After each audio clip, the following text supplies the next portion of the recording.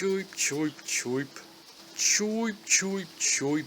Yes, I know nuclear war pushed us back technologically, but surely a dot matrix printer is not the logical fix here.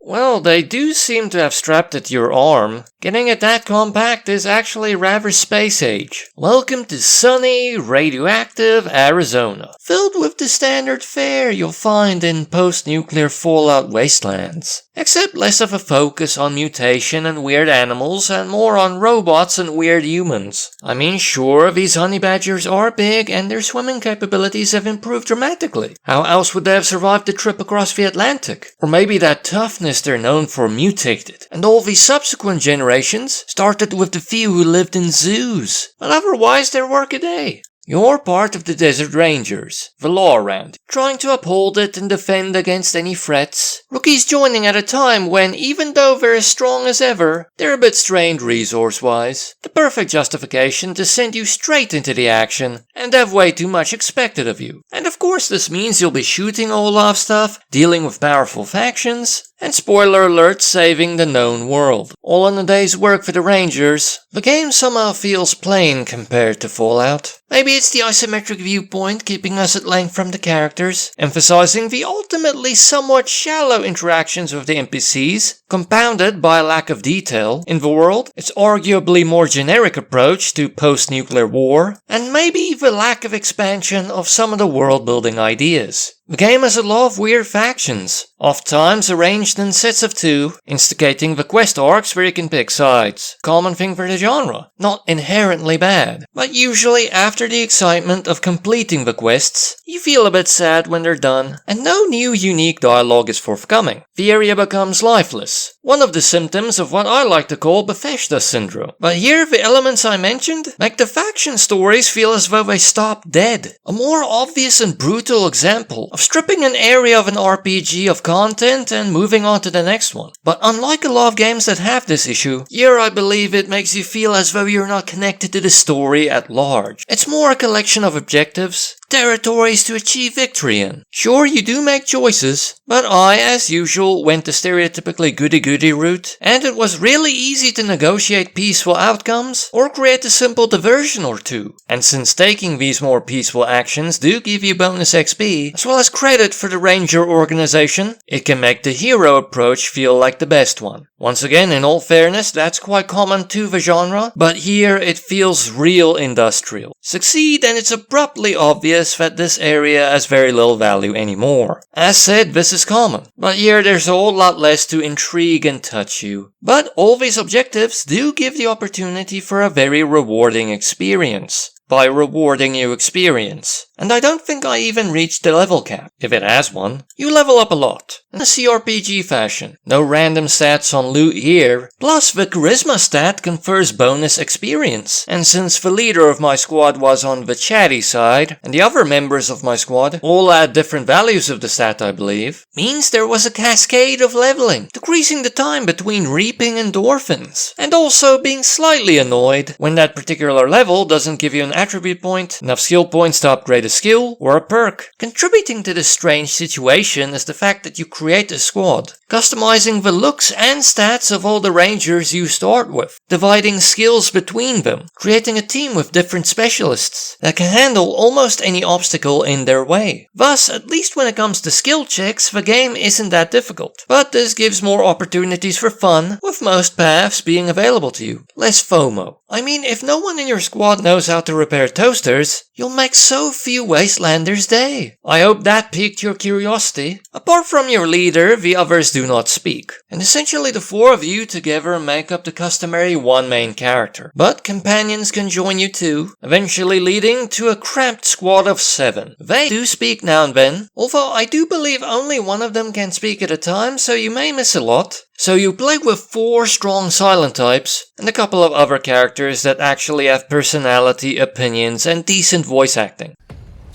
Never turn your back on them, that's all I'm saying.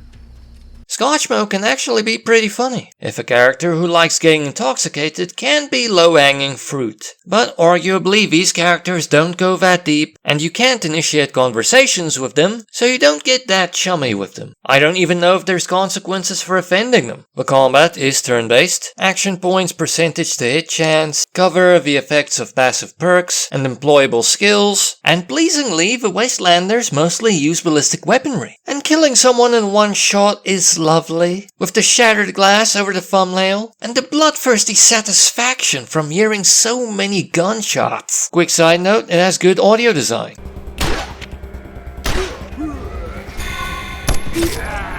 Whether it be the bullet starting or endpoint. Maybe capturing the feeling better of the deadly nature of guns than some games do, even if at times these humans are hardier than they should be. But musically the game really does fade into the background. Some standard combat music, some ambient desert noise.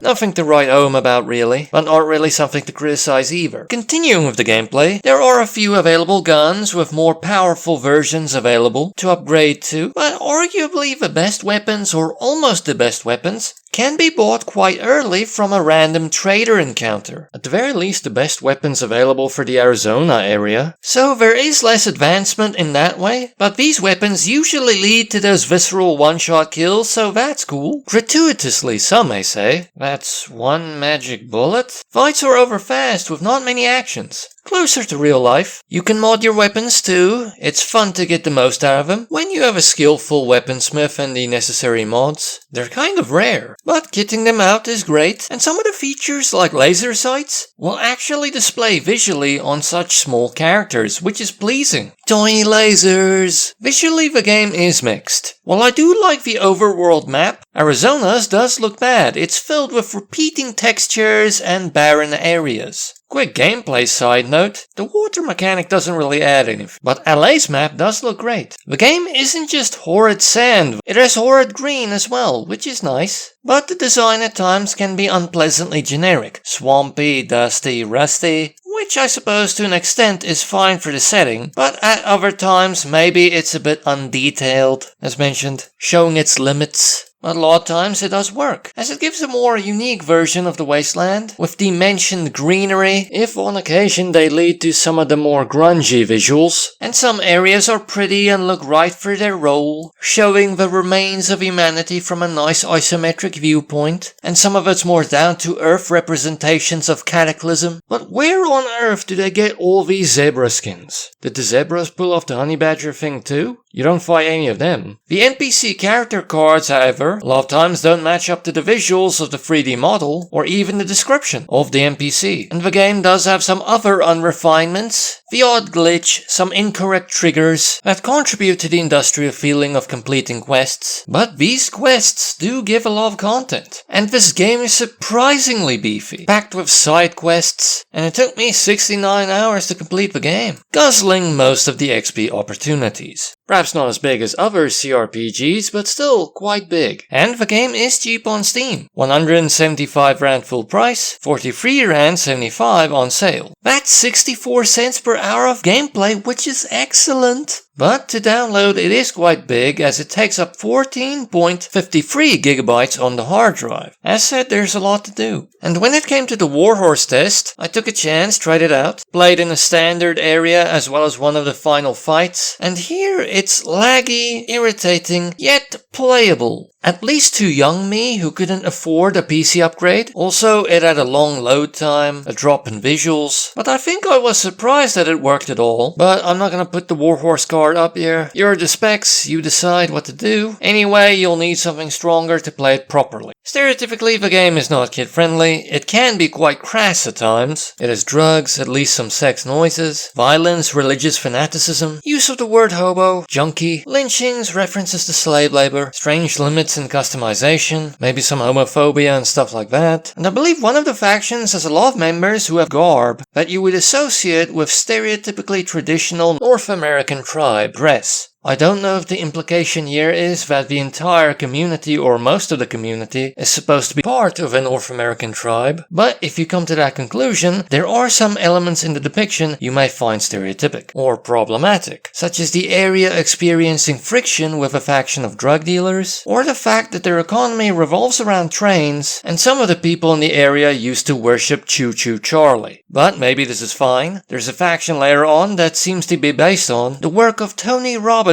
Consider all this data, but no, this game probably is not kid-friendly, at the very least. The game is a beefy, rewarding RPG with a lot of experience to dole out, missions to do, secret items to find and bring to specific characters, in exchange for more experience and more of a jolt. Maybe literally when you consider how you get some of them. Ooh, cryptic. Skills to use, etc. And at times it offers different ways of completing objectives. Plus, although it's easy to get a perfect good ending, it's still fun to do. The turn-based combat is good enough mechanically, but the audio of the gunfire makes it. One-shot eliminations are metallically pleasing. Modding is nice even though they're rare, and you can get some of the most powerful guns quite early. Gives you less to be excited about in the future, but helps satiate your bloodlust sooner. You level regularly, and that gives you a lot of endorphins, if it can get annoying at times. You create a 4-person ranger squad, your own dream team, but they do feel like drones compared to the companions that join you later. On the maybe side, the story is rather functional, but some aspects of the world are odd and pleasing. For instance, some characters can be funny, like Scotch Mode, if in short bursts. Companions don't talk much, and they don't get that deep. The game also has some referential humor, but arguably a more tasteful sort, if for no other reason than their references that usually aren't used. At one point you scavenge an old CDI for a game collector. That's probably funnier than mentioning a Nintendo IP for the umpteenth time. Also, the visuals are a mixed bag. Some areas can look grimy and generic, others can look perfect for what they're supposed to represent, if at times they're not overexerting themselves. Arizona's overworld map looks bad, but this game does show a greener wasteland than most I've seen. Can still be pretty brown though. On the con side, the world can feel a bit plain at times. Almost as though it's a means to an end. You need a place to barrel through, conquer. Sure, being a ranger that spreads law and order does at times give a jolt in the I'm saving people kind of way, but it's very industrial here. Slash and burn questing almost. What's happening around what you're directly influencing doesn't really matter that much. Just the fact that you made it better. Especially since negotiations and the peaceful route can be quite easy. While some choices are hard, most of them are very easy. Actually faultless. Also, the game does have some unrefinements. The dialogue character cards don't match the characters. Some quest triggers can be awkward. Can make things feel unfinished in your completionist roundup. Which is a bit grating because that's the main draw of this game. Has some glitches. The water survival mechanic has very little utility, and maybe the game feels a bit loose at times. I know I was quite critical about this game, but I honestly liked it. For this review, I just pushed myself to be a bit more harsh. But I do believe a percentage of them are valid. I hope it's on the higher end, but honestly I do not regret playing this game. Maybe not the best CRPG, but for fans of the genre, it's a lovely thing. Come on, play it,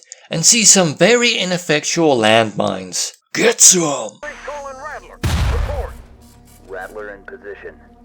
Target unaware of our...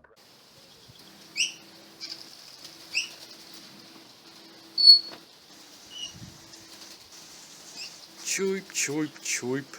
Choip, choip, choip.